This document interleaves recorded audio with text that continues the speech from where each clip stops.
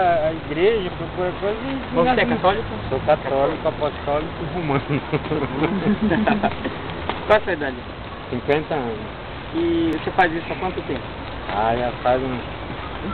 Eu sempre que tenho tempo eu faço. Agora me tornei mais assim há 3 a 4 anos atrás. Aí... O senhor conseguiu alguma graça? Não é graça, é paz. Ah, o senhor busca a sua paz. Busco paz, né?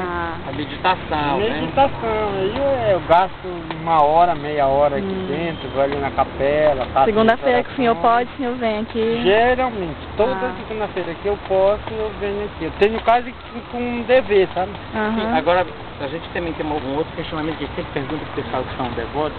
Se o dia que eles não vêm, eles sentem algum tipo de incômodo? Porque já teve relatos de que as almas se incomodam para aquele gênio. Eu tenho uma filosofia na minha vida, que quem perturba a gente vive.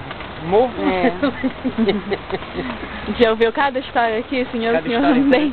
Não é? Quem perturba a humanidade a gente vive. Morto não perturba ninguém. Então é onde eu acho paz, dentro de um campo santo.